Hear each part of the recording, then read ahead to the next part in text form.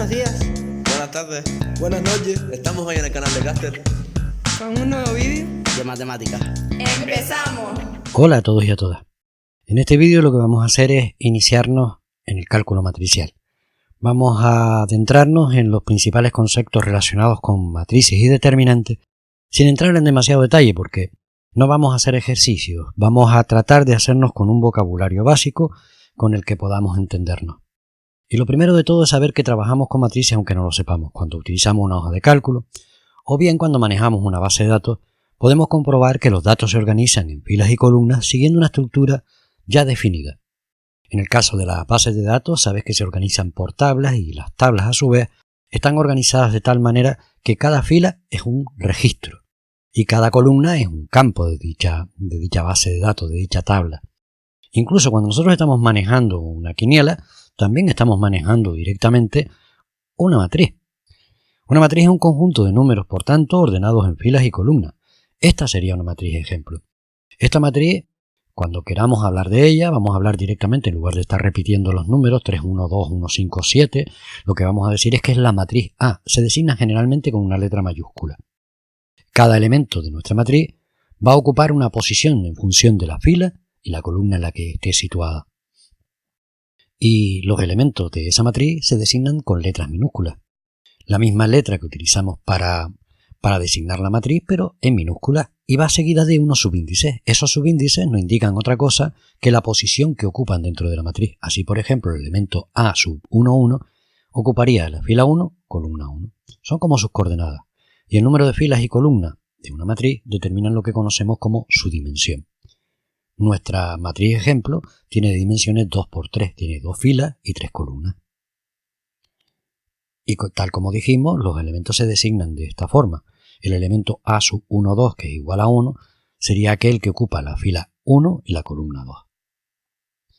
Una matriz que tuviese una sola fila se llamaría matriz fila.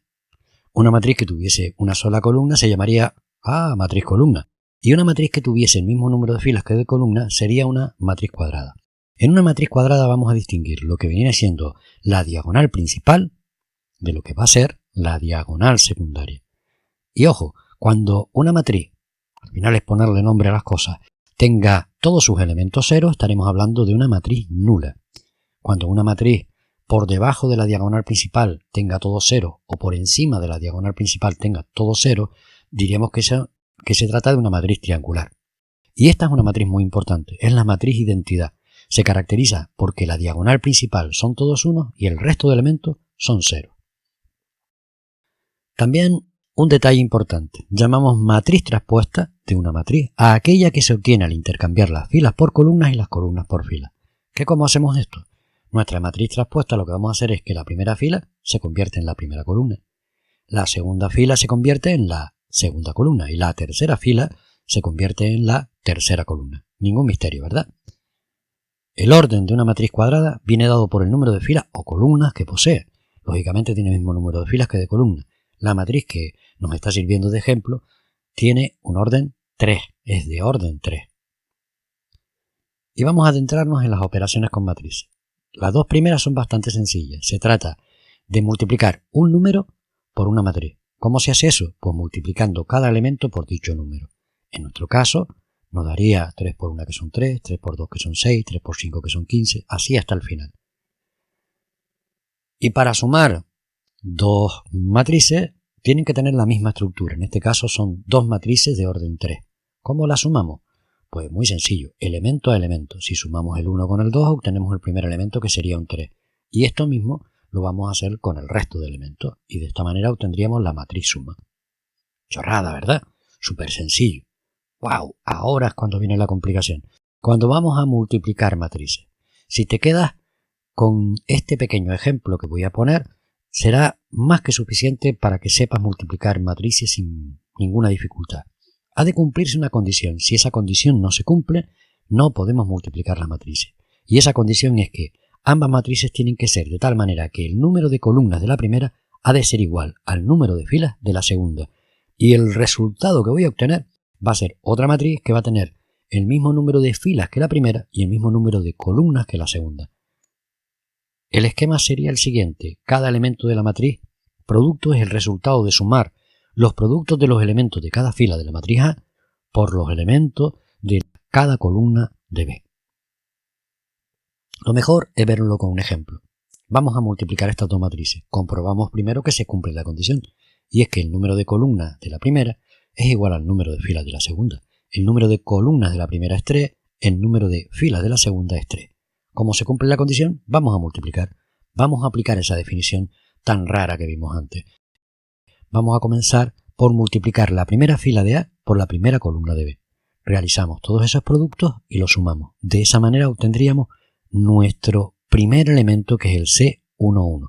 Date cuenta que hemos multiplicado la primera fila por la primera columna y lo que hemos obtenido es el primer elemento que ocupa la primera fila y primera columna, el C11.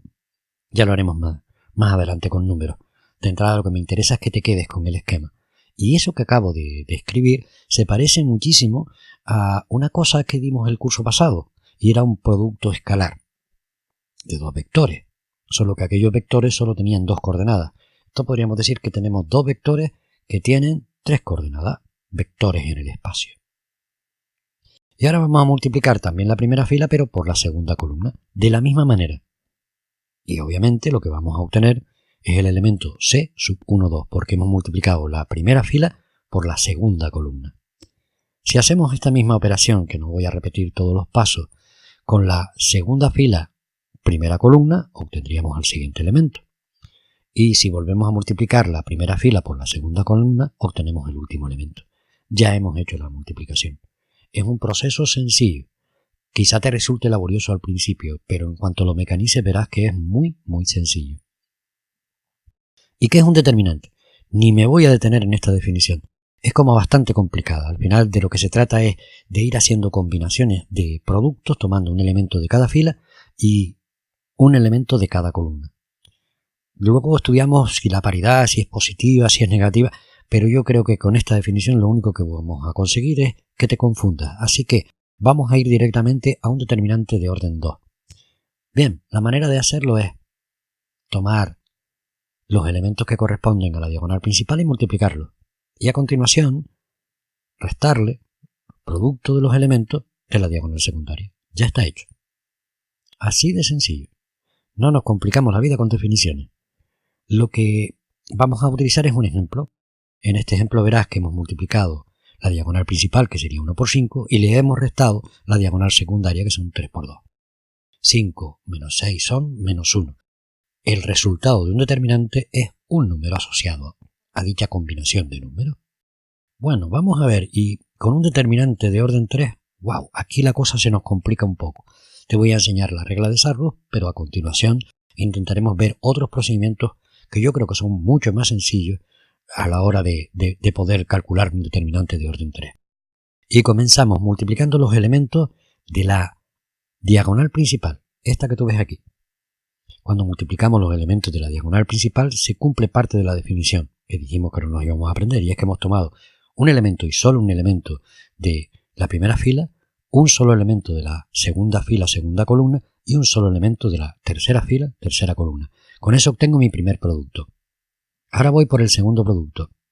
Doy como un paso corto y un paso largo, y lo que voy a obtener es esta combinación de aquí. Y voy con el último, utilizando precisamente el tercer elemento de la primera fila. Doy un paso largo y un paso corto, y este es el producto que obtengo. Y ahora vienen los negativos. Utilizo la diagonal secundaria para el primer negativo. Multiplico todos esos elementos y tengo esta combinación. Ahora vuelvo a dar un paso corto y un paso largo y obtengo la segunda combinación negativa. Y luego, a continuación, doy un paso largo y un paso corto y obtengo la tercera combinación negativa. Es cuestión de familiarizarse con los pasos, pero al final lo que tengo son una serie de productos que son positivos, estos que están aquí, y una serie de productos que son negativos, estos otros. Bueno, pero yo prefiero hacerlo con un truco, y el truco consiste en agregar las dos primeras columnas al final del determinante. Y voy a empezar desde la diagonal principal del primer determinante, voy a empezar a hacer esos productos. Este sería mi primer producto, este sería mi segundo producto y este sería mi tercer producto. Estos son los positivos que vimos antes. Y ahora voy a partir de la diagonal secundaria y voy a ir haciendo también productos. Este sería mi primer producto negativo, va en el otro sentido, este es mi segundo producto y este es mi tercer producto. Con eso obtengo exactamente la misma combinación de sumas y restas de productos que viste con la regla de Sarrus. No se trata de otra cosa que aplicar la regla de Sarrus, solo que de otra manera. Y ahora vamos a ver qué es un menor complementario y un adjunto. Llamamos menor complementario de un elemento cualquiera a su ij al valor del determinante de orden n-1 porque vamos a suprimir una fila y una columna, que se obtiene al suprimir en la matriz la fila i y la columna j. ¿Te parece que calculemos, por ejemplo, el menor complementario de A1,1? Pues me fijo en A1,1 y tacho la fila y la columna, y lo que me queda es un determinante un poquito más pequeño. Ese determinante que ves ahí sería nuestro menor complementario. Sencillo, ¿verdad? Ahora vamos a ver lo que es un adjunto. Y un adjunto es el menor complementario, pero precedido de un signo positivo o negativo en función de que la suma de los subíndices sea par o sea impar. Si es par es positiva, si es impar es negativa. Vamos a calcular el de A2,1. Tachamos la fila y la columna y lo que nos queda libre son esos valores de ahí. Ahora si te fijas, los subíndices de A2,1 son 2 más 1 que son 3. 3 es impar, por eso le hemos puesto un negativo delante. ¿Y para qué me va a servir esto? Pues entre otra cosa para calcular un determinante por adjunto. Y es que el valor de un determinante es igual a la suma de los productos de los elementos de una fila o columna por sus correspondientes adjuntos. Por ejemplo, vamos a desarrollar este determinante por la primera fila y comenzamos con A1,1. Tachamos la fila, tachamos la columna y lo que nos queda es A1,1 multiplicado por su adjunto, que es positivo además, que corresponde con los valores que hemos rotulado, A2,2, A2,3, A3,2 y A3,3. Y ese determinante es mucho más sencillo que calcular un determinante de 3 por 3. Y ahora vamos con A1,2. Tachamos la fila, tachamos la columna y recuerda, 1 más 2 son 3 es impar, luego debe ser negativo el adjunto. Los valores que nos quedan sin tachar son los que componen nuestro adjunto. Y con la última, tachamos la fila y la columna y nos vuelve a quedar este pequeño determinante que será positivo, porque A1,3 al sumarlo me daría 1 más 3 que son 4 y eso es positivo. Está claro que el desarrollo por adjunto, ya lo verás con un ejemplo concreto, resulta especialmente oportuno cuando tenemos que desarrollar determinantes ya no de orden 3, sino de orden 4, de orden 5. Por fortuna, esos no suelen caer en la EBAU, pero bueno, ya sabremos hacerlo. Bueno, nos despedimos en este vídeo, ya en el siguiente lo que vamos a hacer es entrar directamente con problemas. Ahora convendría que repasaras unas cuantas veces el vídeo para que te quedaras con estos pequeños algoritmos que hemos utilizado y el vocabulario básico con el que vamos a enfrentarnos a nuestros problemas. Un saludo, nos vemos.